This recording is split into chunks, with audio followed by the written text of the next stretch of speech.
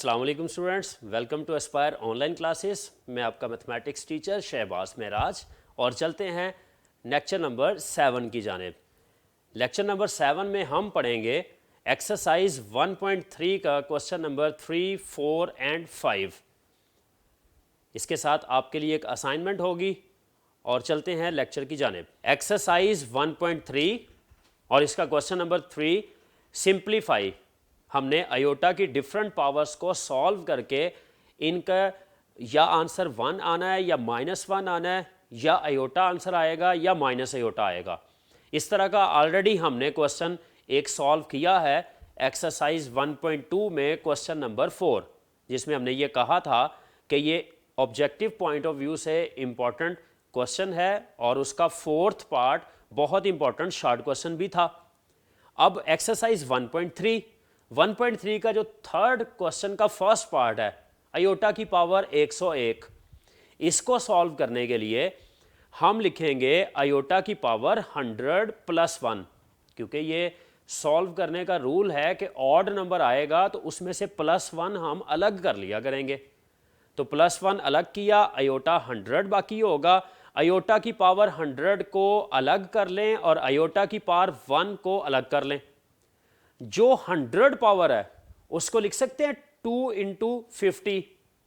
तो iota square सारे की पावर आ जाएगी 50 × आयोटा वैसे ही, और बाद में आयोटा स्क्वायर की जगह पर लगा देंगे -1। अब -1 की पावर 50 वो तो आ जाएगा +1। +1 जब आयोटा से मल्टीप्लाई होगा तो अल्टीमेटली हमारा आंसर आ जाएगा आयोटा। सेकंड पार्ट की जानिब चलते हैं, -a आयोटा की पावर 4। तो इसके सॉल्यूशन के लिए देखें हमारे पास इसमें 2 हिस्से हैं, एक है -a और दूसरा है आयोटा। तो -a की पावर 4 अलग की और आयोटा की पावर 4 अलग कर दी। -a की पावर 4 का आंसर आ जाएगा +a की पावर 4, और आयोटा की पावर 4 को लिख सकते हैं आयोटा स्क्वायर का स्क्वायर। अब आयोटा स्क्वायर की जगह पे -1 पुट कर देंगे और -1 का स्क्वायर 1 आएगा। 1 को जब a की पावर 4 से मल्टीप्लाई किया जाएगा तो उसका आंसर आ जाएगा a की पावर 4। तो ये हमारा सेकंड पार्ट का सॉल्यूशन। थर्ड पार्ट, आयोटा की पावर -3।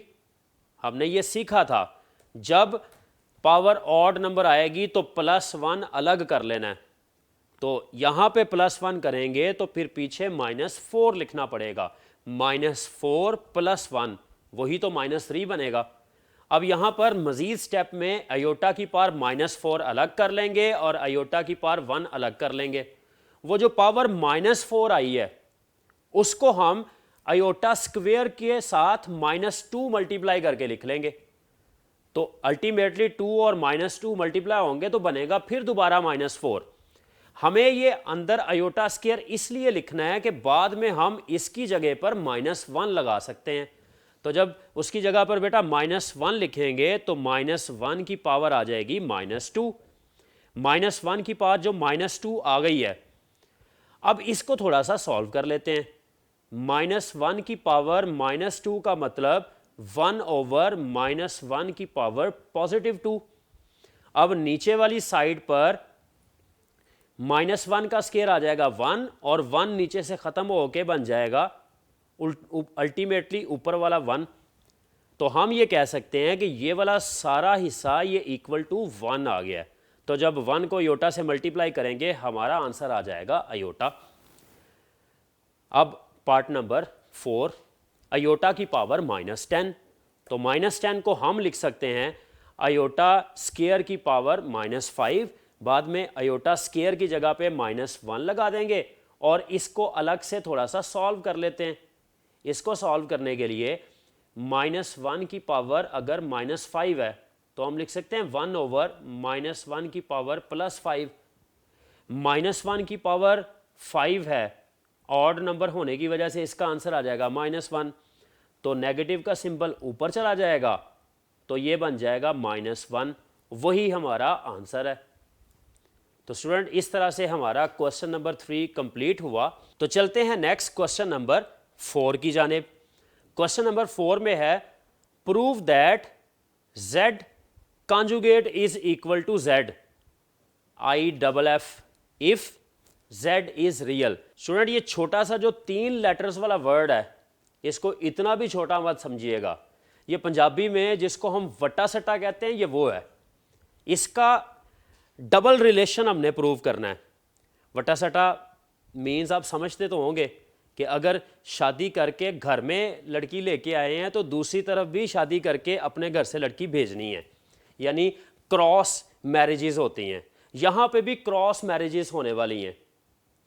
हमने एक दफ़ा इसको सपोज करना है और प्रूव करेंगे ये वाली साइड, देन अगेन हम इसको लेट कर लेंगे कि ये z रियल नंबर होता है और प्रूव करना है हमने कि z is equal to z conjugate. दो तरफा प्रूव करना है हमने।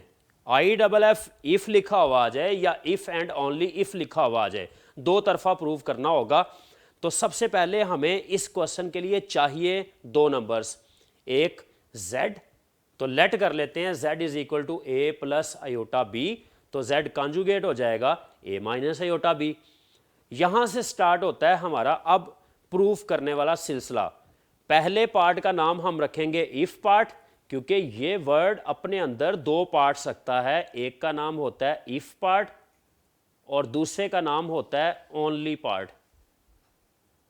इन दोनों पार्ट्स को अलग अलग हम प्रूफ करेंगे। तो इफ पार्ट में लेट कर लेते हैं z conjugate is equal to z, जैसा कि हमने शुरू में बात की कि ये 2 वेज मैरिजेस वाला कॉन्सेप्ट अप्लाई होता है। यहाँ पे हमने एक दफ़ा लेट कर लिया z conjugate is equal to z, तो अब दूसरी तरफ जाके z इज रियल हमने प्रूव करना है। तो we prove that z is real. अब इसको प्रूव करने के लिए हमारे पास स्टेटमेंट है z conjugate is equal to z, तो यहाँ पर वैल्यूज पुट करते हैं। z कॉन्जुगेट की value a minus iota b और z की value a plus iota b। अगर मैं a को दोनों तरफ से कैंसिल करूं तो बाकी बचेगा minus iota b is equal to iota b। और अगर ये वाला माइनस आयोटा b अगर दूसरी तरफ जाके हम ऐड कर दें तो आ जाएगा 0 is equal to iota b plus iota b, तो ये बन जाएगा 2 iota b is equal to 0।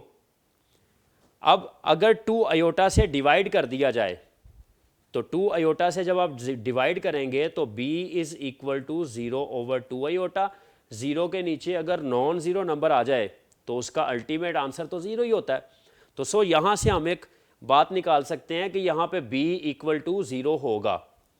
अब b इज इक्वल टू 0 अगर मैं इक्वेशन नंबर 1 में पुट कर दूँ, पुट इन इक्वेशन नंबर 1, जब यहाँ पर b की वैल्यू 0 लगाऊंगा तो वहाँ से z is equal to a plus 0 iota आएगा और ये 0 आयोटा वाली टर्म ख़त्म हो जाएगी तो सिर्फ a बचेगा। तो मीन्स इसमें कोई आयोटा वाला पोर्शन नहीं है। अगर किसी नंबर में आयोटा नहीं होता तो हम उसको रियल नंबर भी कह सकते हैं। तो सो यहाँ से रिजल्ट आ गया z इज़ रियल। यही हमने प्रूव करना था, क्योंकि इफ़ पार्ट में हमने लेट किया था z conjugate is equal to z और प्रूव करना था z इज़ रियल नंबर। अब चलते हैं अपने ओनली पार्ट की जानिब। ओनली पार्ट में रिवर्स होगा। अब इसका लेट करेंगे z इज़ रियल और प्रूव करना होगा हमें z conjugate is equal to z। तो सबसे पहले हमारे पास है z इज़ रियल। अगर z रियल है, किसी भी रियल नंबर में इमेजिनरी पार्ट हमेशा 0 होता है, तो हम लिख देंगे implies imaginary part b is equal to 0। क्योंकि जो हमने शुरू में लेट किया हुआ है z, उसमें रियल पार्ट a है और इमेजिनरी पार्ट b है, लिहाजा हमने imaginary part b is equal to 0 रख लिया है। और अगर ये 0 है तो हमारे पास z हो जाएगा a प्लस 0 आयोटा, यानी वो a के इक्वल, और z कॉन्जुगेट आ जाएगा a माइनस 0 आयोटा, यानी वो भी a के इक्वल। हम ऐसे भी कह सकते हैं कि b इज इक्वल टू 0। ये दोनों वैल्यूज हमने इधर पुट कर दी हैं। तो जब उधर वैल्यू लगाई हमने तो हमारे पास z की एक वैल्यू a आ गई और z कॉन्जुगेट की दूसरी वैल्यू भी a ही आ गई, जिसका नाम 2 और 3 रखा। तो from equation number 2 and 3, equation number 2 और 3 से अगर एक एक साइड बराबर है तो दूसरी साइड भी तो इक्वल होगी ना। तो चलें उनको इक्वल लिख देते हैं और बस यही तो प्रूव करना था, क्योंकि z रियल हमने लेट किया था और प्रूव करना था z conjugate is equal to z। तो रिजल्ट हमारा यहाँ से क्या निकला? रिजल्ट है z conjugate is equal to z if and only if z is real. इसको हम ऐसे भी कह सकते हैं कि अगर आपके पास कोई रियल नंबर है तो उसका कॉन्जुगेट और वो रियल नंबर वो दोनों इक्वल आएंगे। और हम ऐसे भी कह सकते हैं कि अगर किसी नंबर का कॉन्जुगेट उसके बराबर है तो फिर लाजमी तौर पर वो नंबर एक रियल नंबर ही होगा। तो स्टूडेंट चलते हैं नेक्स्ट क्वेश्चन नंबर 5 की जानिब। क्वेश्चन नंबर 5 में simplify bye expressing in the form of a plus iota b, यानी हमने अपने क्वेश्चन को a प्लस आयोटा b की फॉर्म में कन्वर्ट करना है। इस टाइप का क्वेश्चन भी हम 1.2 एक्सरसाइज में ऑलरेडी कर चुके हुए हैं।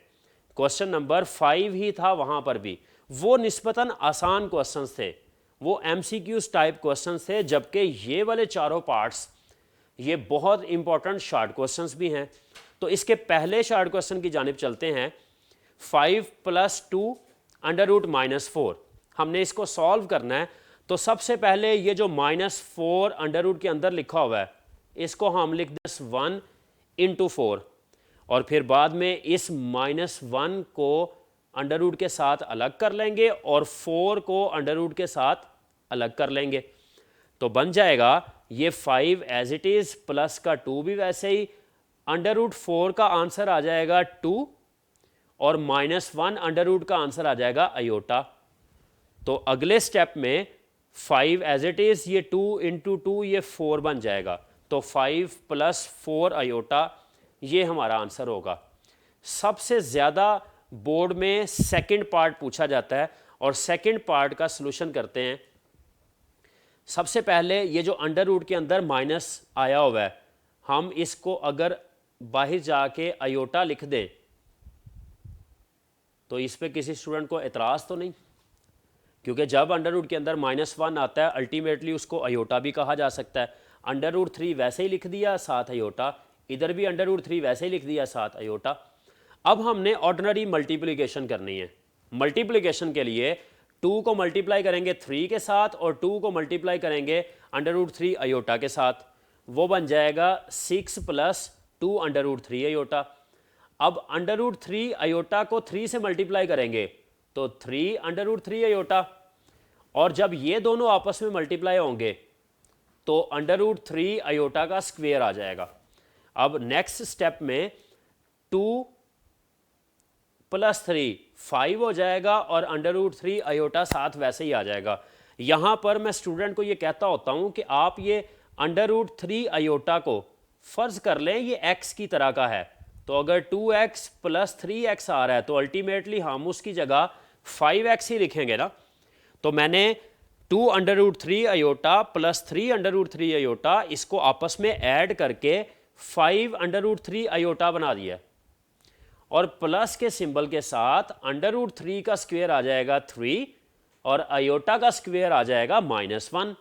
वो -1 जब प्लस के साथ मल्टीप्लाई होगा तो सिंबल माइनस हो जाएगा। अब हमारे पास जो बच गया है 6 में अगर -3 लगाएंगे तो वो आंसर आ जाएगा 3 और प्लस का 5 अंडर रूट 3 आयोटा वैसे ही आ जाएगा। यहाँ पे ये क्वेश्चन कंप्लीट हुआ। तो चलते हैं क्वेश्चन नंबर 5 के थर्ड पार्ट की जानिब। थर्ड पार्ट में नीचे वाली साइड पे अंडर रूट 5 + अंडर रूट -8 आ रहा है। सबसे पहला काम हमारा जब अंडर रूट के अंदर माइनस आएगा तो उसकी जगह बाहर आयोटा लिखना होता है। तो हम इसको -1 × 8 करके -1 की जगह आयोटा लगा रहे हैं, और ये याद रखें कि आयोटा अंडर रूट से बाहर है। अगर कोई स्टूडेंट इसको इस तरह से लिख देगा 8 आयोटा तो ये गलत हो जाएगा। आपको हमेशा अंडर रूट 8 लिख के आयोटा उससे बाहर लिखना है। तो 2 / under root 5 + under root 8 iota अब इसको कॉन्जुगेट से मल्टीप्लाई और डिवाइड करने का वक्त आ गया है। बहुत सारे सवाल किए हैं हमने ऐसे जिसमें नीचे कॉम्प्लेक्स नंबर आता है तो उसको सॉल्व करने के लिए कॉन्जुगेट से मल्टीप्लाई और डिवाइड किया जाता है। तो लिहाजा इसका कॉन्जुगेट आएगा √5 माइनस √8 आयोटा। तो हमने उससे मल्टीप्लाई और डिवाइड कर दिया। अब जब मल्टीप्लाई किया है तो इसके बाद 2 एज इट इज ऊपर मल्टीप्लाई हो जाएगा, वो बनेगा 2√5 माइनस 2√8 आयोटा। जबकि नीचे वाली साइड पर a plus B into A minus B आ रहा है। तो जब इन दोनों को आपस में मल्टीप्लाई करेंगे तो मल्टीप्लीकेशन के मुताबिक ये आ जाएगा a² माइनस b²। और बहुत सारे क्वेश्चंस में हमने ये भी किया है। तो √5 का स्क्वेयर और √8 आयोटा का स्क्वेयर दरमियान में आएगा माइनस का साइन। अब इसके बाद 2√5 माइनस 2 और ठहरिएगा एक लम्हे के लिए, ये √8 को हम लिख सकते हैं 4 × 2 और 4 का बाद में अंडर आ जाएगा 2 और √2 साथ वैसे ही आ जाएगा। अब ये हमने √8 की जगह पर 2 लिख दिया। ये अगर आपको बात समझ ना आए तो इसको अपने नोटबुक के ऊपर खुद से कैलकुलेट कर लीजिएगा। साथ आयोटा याद रखें, आयोटा अंडर से बाहर है। आप लोगों ने भी आयोटा को अंडर से बाहर ही लिखना है। बार बार बताने के बावजूद स्टूडेंट पेपर में ये गलती कर देते हैं। जब पेपर चेक किए जाते हैं तो स्टूडेंट का यहाँ पे कमेंट ये होता है, वो सर याद नहीं रहा। तो बेटा ये आपने इसको याद रखना है। नीचे वाली साइड पे √5 का स्क्वायर 5 आ जाएगा, माइनस का सिंबल एज इट इज और आयोटा स्क्वायर आ गया। जब आयोटा स्क्वायर आता होता है हम उसकी जगह पे -1 लिखते होते हैं। इसके बाद आयोटा स्क्वायर की जगह जब -1 लगाएंगे तो वो बन जाएगा प्लस का 8। ये ऊपर आ जाएगा 2√5 माइनस 4√2 आयोटा और नीचे वाली साइड पर वो जो नेगेटिव था वो प्लस में कन्वर्ट हो गया तो नीचे बनेगा 13। 5 + 8 करेंगे वो 13 आ जाएगा। अब ये इसकी सिंपलेस्ट फॉर्म है, ये मज़ीद हल ही नहीं होता, तो लिहाजा हम इसी को अपना आंसर मान लेंगे। चलते हैं पार्ट नंबर 4 की जानिब। तो पार्ट नंबर 4 ये निस्बतन सारे पार्ट्स में सबसे मुश्किल है। इसके मुश्किल होने की वजह इसके एंड वाले 2 से 3 स्टेप्स होते हैं, लेकिन स्टूडेंट्स हम उनको इतने आसान तरीके से सॉल्व करेंगे कि आपको वो स्टेप्स भी मुश्किल नहीं लगेंगे। और वो तमाम स्टूडेंट्स जो एस्पायर के ऑनलाइन लेक्चर्स अटेंड कर रहे हैं उनका वाज़े फ़र्क होगा दूसरे स्टूडेंट से क्वेश्चंस को अटेम्प्ट करने के स्टाइल में आते हुए। हमें ढेरों कमेंट्स मिल रहे हैं, आप लोगों के अप्रिसिएशन मिल रही है। बेटा आपको किसी क्वेश्चन में कहीं से बात समझ ना आए तो आप हमें कमेंट में लिख सकते हैं, हम इंशाल्लाह किसी ना किसी तरीके से उसका आपको आंसर ज़रूर डिलीवर कर देंगे। तो चलते हैं पार्ट नंबर 4 की जानिब। 3/√6 माइनस √-12। अब इसको सॉल्व करने के लिए नज़र तो आपको आ गया है कि स्टार्ट कहाँ से करना है। नीचे आ गया है अंडर के अंदर माइनस। तो जब अंडर के अंदर माइनस आएगा सबसे पहले -1 × 12 लिखा है उसको, बाद में उस -1 अंडर की जगह पर आयोटा लिखा है और आयोटा अंडर से बाहर लिखा है। तो ये माइनस ही रहेगा, वो माइनस एज इट इज़ आ गया। तो टोटल हमारे पास बन गया 3/√6 माइनस √12 आयोटा। तो नेक्स्ट स्टेप में अब कॉन्जुगेट से मल्टीप्लाई और डिवाइड करने का वक्त आ गया है। तो कॉन्जुगेट से मल्टीप्लाई और डिवाइड करेंगे, चूँकि √6 माइनस √12 आयोटा इसका कॉन्जुगेट बनेगा प्लस √12 आयोटा के साथ, उससे मल्टीप्लाई और डिवाइड करेंगे तो स्टूडेंट्स 3 तो ऊपर मल्टीप्लाई हो जाएगा। 3 को हमने फ़िलहाल ऐसे ही लिखा है ब्रैकेट के साथ, क्योंकि उसकी वजह यह है कि आगे चल के इस 3 को हम कैंसिल भी करने वाले हैं। तो 3/√6 plus √12 iota as it is. लेकिन नीचे वाली साइड पे अब तो आपको ये बात पता है कि जब इस तरह की सिचुएशन आएगी तो a² माइनस b² लिखना है। तो a² आ जाएगा √6 और b² आ जाएगा √12 आयोटा का स्क्वायर। तो ऊपर वाली टर्म वैसे ही नीचे ही हो जाएगा 6 + 12। प्लस कैसे आया, आयोटा स्केयर आया, उसकी वजह से वो सिंबल चेंज हो गया, तो उसको हमने प्लस बना दिया।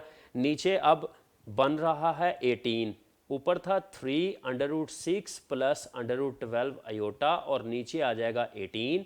तो बेटा जब इसको कैंसिल करेंगे तो नीचे बच जाएगा 6। तो उस 6 को अब नेक्स्ट स्टेप में हम 36 का अंडर रूट लिखने लगे हैं। ये करने की वजह ये है कि ऊपर दोनों टर्म्स अंडर रूट में है, तो नीचे वाली टर्म को भी अंडर रूट कर लेते हैं और बाद में उसको अलग अलग डिवाइड कर देंगे दोनों के साथ। अब जब ये कैंसिल करने की बारी आएगी, इसको कैंसिल करेंगे तो ये अंडर रूट 1/6 बच जाएगा। इसको अंडर रूट कंबाइन करेंगे तो 12 को इससे कैंसिल करेंगे तो 1/3 बच जाएगा। 1 का अंडर रूट 1 होता है, नीचे आ जाएगा अंडर रूट 6, इधर आ जाएगा 1 ऊपर वाली साइड पे और नीचे आ जाएगा अंडर रूट 3, साथ में आ जाएगा आयोटा। तो ये हमारा 4th पार्ट कंप्लीट हुआ। तो स्टूडेंट्स ये आपके लिए एक छोटी सी असाइनमेंट, इसको सॉल्व करें। आज के लेक्चर के लिए इतना ही, अपना बहुत ख्याल रखिएगा। मिलते हैं नेक्स्ट लेक्चर में नए क्वेश्चंस के साथ। अल्लाह हाफिज़।